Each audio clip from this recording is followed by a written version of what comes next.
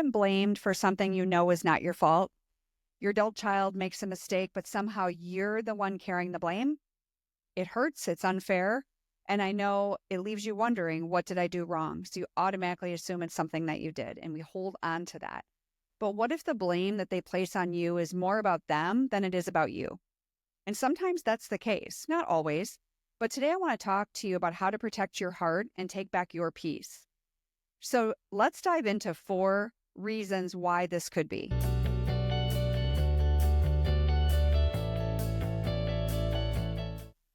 Number 1 is I want you to understand why they're blaming you. Blame often stems from unresolved emotions, right? There's a common theme here. And so whether it's an unresolved emotion of shame, frustration, or maybe disappointment, when your adult child feels overwhelmed, it's easier to point the finger at someone else, especially a parent, a mom in this case, right, than to face their own mistakes. They go into victim mode and would rather blame everybody else than look in the mirror, right? We all make mistakes, okay? I want you to see their blame as a reflection of their emotional struggle, not your parenting. And in most cases, the moms that I work with, and so I want you to ask yourself, feeling right now that's leading to this reaction, right? There's so much more going on either in here or both that is causing this. Like I said, the blame is more usually about their internal journey than your actions. Number 2 is I want you to think about emotional responses. Managing your emotional response is so crucial here because it's painful to hear your child say something hurtful to you, and it's natural to feel defensive, maybe even get angry, feel guilty. But when we react emotionally, it will only escalate the situation. Whether this is something that you did do wrong or you didn't manage your emotional response. So just give it a moment, take pause before you respond, taking that deep breath, whatever you need to do, and remind yourself that you're not responsible for their emotions. You might be responsible for what they're upset about, but you're not responsible for their emotions. This is where talking to someone that you trust can help you process these feelings, because you cannot continue to carry these in silence. And that's what a lot of moms do. That's what I did for a long time. And once I started opening up and sharing, sometimes oversharing with the wrong people, but at the end of the day, you have to protect your peace. That starts with managing your emotions first.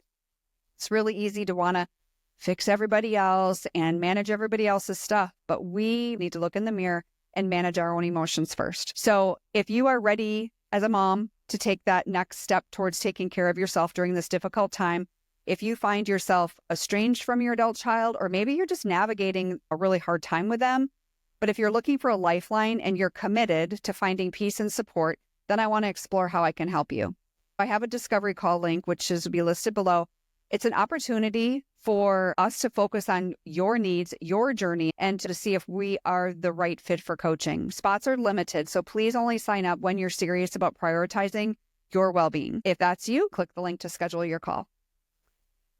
Number 3 is empathy and boundaries. Such a common theme that we talk about all the time, but it's true. It applies almost in everything. But this is how we have to respond. Blame, if you're being blamed for something, again, whether accurate or not, does not need to be met with anger or acceptance. It can be met with empathy, acknowledging their feelings without agreeing to the accusations, right? How many of us have been in that situation?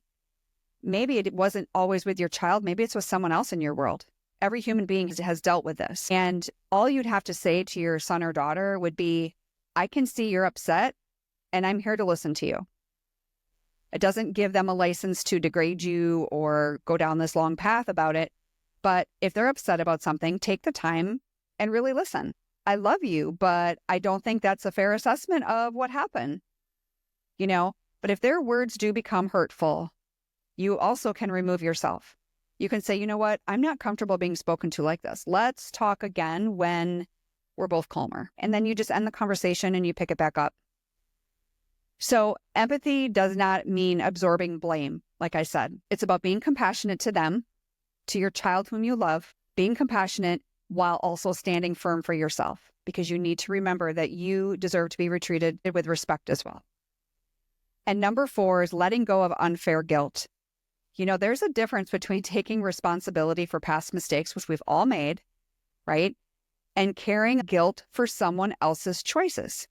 You are not responsible for their actions as an adult. Let me say that again. You are not responsible for your child's actions as an adult. That is something that I dealt with for a really long time. And I thought it must have been my parenting. It must have been something I did wrong. But you know what? I'm not responsible for my child's actions. I'm not responsible for my husband's actions. I'm not responsible for your actions, and you're not responsible for mine. I want you to ask yourself, when you are starting to carry this guilt and really struggling with this, I want you to write down and start journaling. And I want you to ask yourself this question. Is this really mine to carry? Or is this a reflection of their own personal struggle? The second part of that question, you may feel like you're not sure, right? When you start to see a pattern here, it's a reflection of their own personal struggle. You may not know what that struggle is. But the main question here, is this really mine to carry? And the answer is usually no. So, you know what? If there's a grain of truth in whatever they're saying, acknowledge it. I see how my actions in the past may have impacted you. Maybe you were drinking. Maybe you had struggled and you divorced their father or something like that. You can say, I can see and I can accept how my actions in the past impacted you. And I'm sorry for that. But you can't accept the guilt for things beyond your control. So letting go of this guilt is an act of self-compassion for you as a mom, and it frees you to focus on your own healing, which is why we're here, right? I hope this helps, and I will see you in the next episode. God bless.